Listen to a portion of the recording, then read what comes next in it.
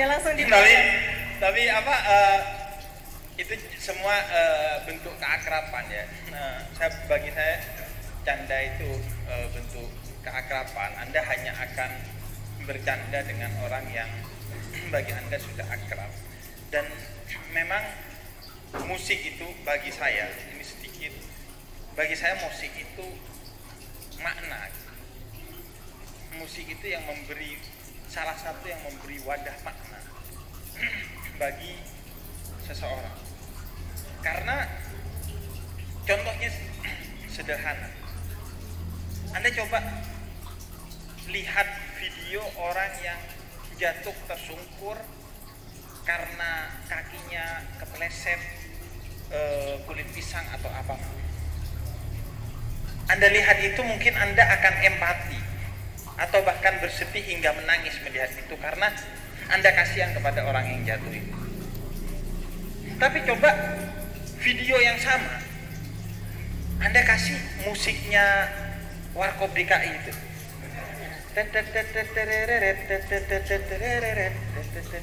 terus kasih video itu, kemungkinan besar semua kita akan ketawa melihat orang jatuh. Jadi musik itu yang kemudian menghilangkan empati kita. Nggak ada. Artinya musik itu yang bisa memberi makna. Bangun. Tapi itulah musik yang kemudian memberi makna itu kan. Bahwa kita hanyut. Saya setuju bahwa ribuan ceramah saya bisa kalah dengan satu bait nyanyian dari seorang penyanyi itu. Walaupun diulang-ulang kan sebenarnya ya seharusnya kalau kita ngomongin honor saya itu lebih gede. Karena penyanyi itu enak. Mek kata-kata iku ya diulang-ulang. Nyanyi ya lagunya itu, penceramah kan harus ganti. Jadi sebenarnya membutuhkan lebih effort itu untuk jadi penceramah. Tapi untuk orang-orang malas ya jadi penyanyi ya cukup lah. Enggak saja. Ada saja mungkin ya Habib. Ini boleh berkolaborasi Habib. Jadi ceramah yang ada instrumennya biar lebih ngenang ya, ada rasanya gitu. Oke, baik teman-teman di sini ada yang mau bertanya di sini? Boleh diangkat tangannya. 1, 2, 3. 3 penanya terlebih dahulu, ya. Yang pertama yang paling depan, duduknya yang paling awal. Oke, Assalamualaikum warahmatullahi wabarakatuh. Saya usul kalau boleh berdiri supaya yang lain bisa lihat. Boleh berdiri. Siap. On cam ya. Assalamualaikum warahmatullahi wabarakatuh. Waalaikumsalam. Nama saya Buyandut, saya dari luar kota, alhamdulillah. Saya itu pemuda tersesat, yang tersesatnya kadang itu ke Ma'iyah malah. Tungguin, seharusnya berarti bukan luar kota Pak, dari kota lain. Oh, oke. Iya. Betul. Jadi kamu orang non Mojokerto. Non Mojokerto. Karena niki saya ke Pak Wabub kan, jadi saya ikut protokol Raja non Mojokerto gitu. Jadi saya tuh gini Beb, saya tuh ingin bertanya tuh Beb. Ini kan juga tentang toleransi. Saya tuh sering mikir di hati saya tuh kalau saya tuh percaya bahwa semua orang itu akan masuk surga tanpa terkecuali orang Islam, orang Kristen, orang Hindu, orang Buddha. Saya percaya itu. Salah bener nggak tahu. Saya juga kurang paham beragama gitu. Al-Ghafaru itu. Ini supaya aku ikan kata-kata. Tuhan mengampuni kalau kamu minta ampun. Tapi di Al-Masul Husna ada Al-Ghafur. Jadi Tuhan sudah mengampuni kamu sebelum kamu minta ampun. Siap. Amin ya Allah.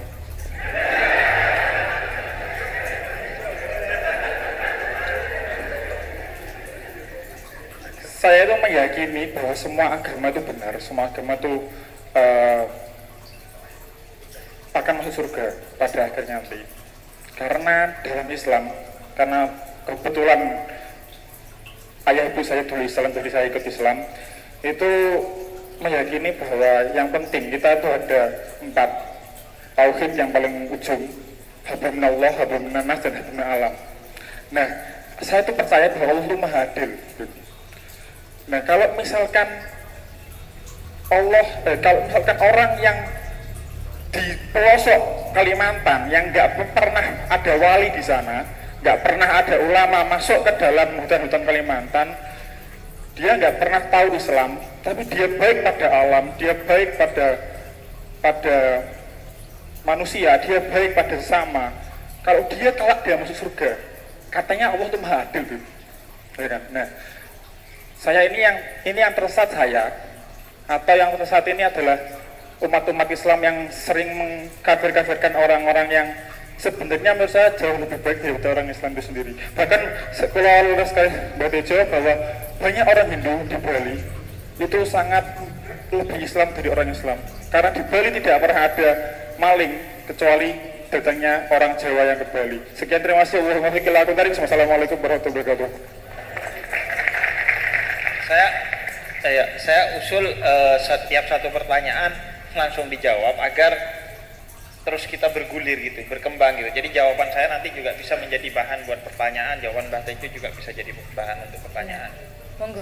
Mungkin saya tak dari yang versi sampah dulu, Pak. Karena saya itu menghayati kemaduraan saya. Orang Madura itu senang sampah.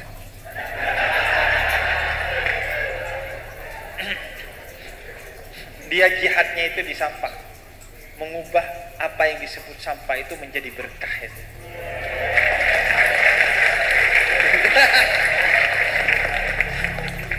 Sampean bisa bayangkan, ini masih kata-kata, musik loh.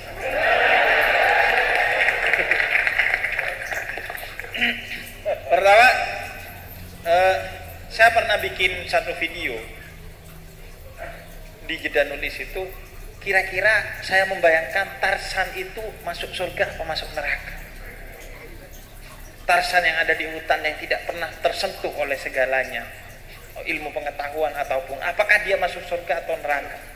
Dan jawaban saya masuk surga, baik versi kata-kata ataupun versi selainnya.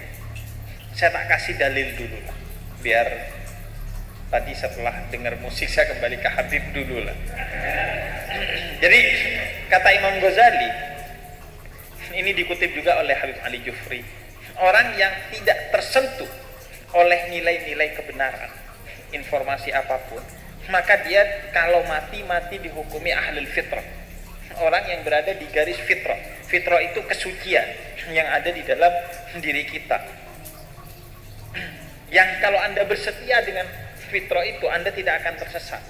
Makanya kata Karen Armstrong, saya sampai ketika menulis sejarah Tuhan itu tidak pernah move on dari Tuhan yang saya pelajari ketika saya masih kecil. Tidak ada Tuhan yang lebih indah dari Tuhan ketika saya masih kecil. Tuhan itu Tuhan yang terindah. Makin saya belajar tentang Tuhan di filsafat, di mana-mana, di teologi, justru makin jauh saya dari Tuhan. Makin mumet saya dari urusan Tuhan. Tuhan terindah, Tuhan terdekat dengan saya adalah Tuhan yang saya pelajari ketika kecil. Gak pakai ribet, pakai penjelasan-penjelasan yang filosofis, teologis dan lain sebagainya. Karena Anda lahir, itu Tuhan telah menciptakan kita dengan fitrah itu, fitrah kebertuhanan itu, fitratullahi allati fataran nas 'alaiha. Karena itu orang yang tidak tersentuh oleh pengetahuan, maka dia dihukumi ahlul fitrah, masuk surga. Walaupun gini, saya itu cenderung tidak suka ditanya dan menjawab tentang, oh kalau begini masuk surga apa enggak, kalau begitu masuk surga apa enggak. Itu kurang ajar sama Allah. Karena surga itu siapa yang ada di dalamnya, itu semuanya hak prerogatif Allah. Makanya saya selalu bilang, saya gak berani itu bilang siapapun orang itu gak masuk surga. Enggak, itu hak prerogatif Allah. Yang kalau kita ambil itu, maka itu bentuk kemusyrikan, bentuk kurang ajar ke Gusti Allah. Gusti Allah tersinggung. Karena itu copyrightnya ada di Allah itu. Surga dan neraka, siapa di dalam, siapa di luar, itu copyrightnya di Allah, jangan kita ambil. Karena itu jangan bahkan bertanya pun, oh ini masuk surga enggak ya, kepada diri kita sendiri ya, itu sebaiknya dihindari. Karena ada bisa jadi sedikit kesombongan dalam pertanyaan itu. Dia masuk surga, seolah-olah Anda bisa ngejudge itu kayaknya masuk surga. Islam mengajarkan gitu. Iya, Islam mengajarkan gitu. Sekarang Hindu ada orang yang kerjanya merampok, memperkosa orang, namanya Lubdaka. Suatu hari Lubdaka ini dikejar harimau dan dia naik akhirnya manjat ke pohon salam sehingga menggugurkan daun salam. Oke, ketika di akhirat malaikat penjaga neraka, malaikat Yamadipati langsung ingin menceburkannya ke neraka. Kenapa? Karena dia begini-begini, tukang perkosa orang, tukang ini. Sebentar. Malam itu, malaikat-malaikat dewa-dewa tahu nggak? Lubdaka ini nggak sengaja menginjak daun salam itu gugur ke lingga yoni. Itu adalah simbolku di dunia. Itu pada saat Siwaratri, malam Siwa, malamku. Bahkan kalian sendiri nggak ada yang ingat. Akhirnya Lubdaka ini masuk surga. Itu yang membuat aku makin yakin seluruh agama adalah Islam.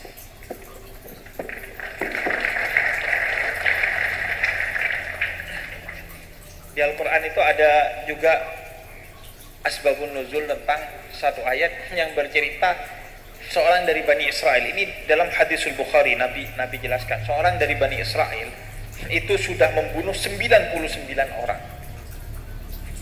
Kemudian dia mau bertaubat, berjalan, ketemu dengan satu tokoh agama dari Bani Israel. Kemudian dia tanya, saya bisa tobat nggak? Saya sudah membunuh 99 orang nyawa. Kemudian kata tokoh agama ini, oh nggak bisa, membunuh satu nyawa aja itu dosanya tidak diampuni oleh Allah. Sisan 100 cepet dibunuh tuh tokoh agama dari Bani Israel. Kemudian dia ketemu dengan tokoh agama kedua. Saya sudah membunuh 99 orang plus satu tokoh agama. Saya bisa tobat enggak? Tadi saya ketemu tokoh agama katanya enggak bisa, saya genepin 100, dia deg-deg. Bisa kata dia. Tapi enggak, bukan karena takut, tapi karena ilmu. Dia bilang bisa.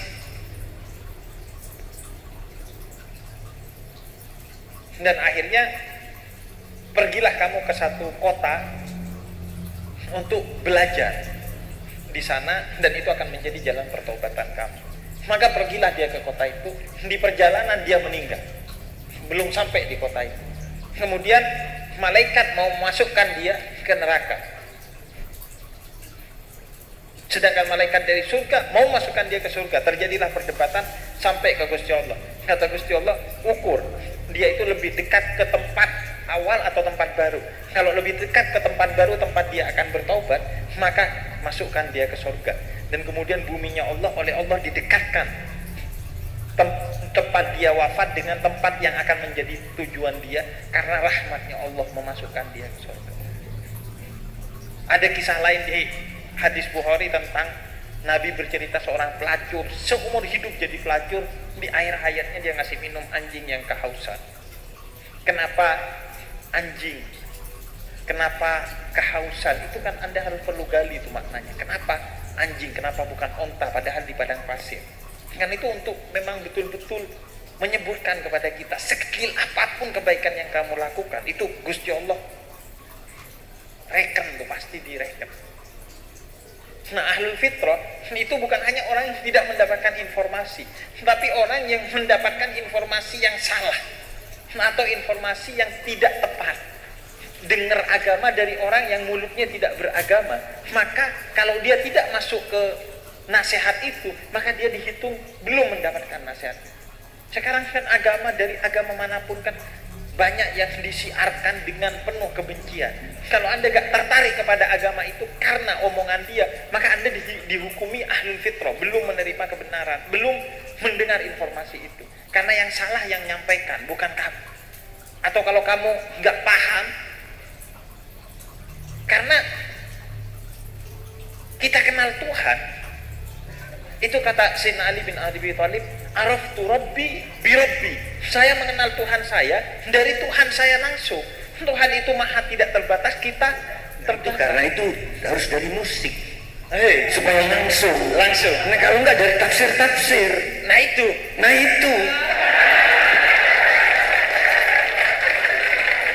Makanya saya mau bilang, Ibn Arabi itu bilang begini, jumlah jalan menuju Tuhan itu sebanyak jumlah nafas manusia, bukan jumlah manusia.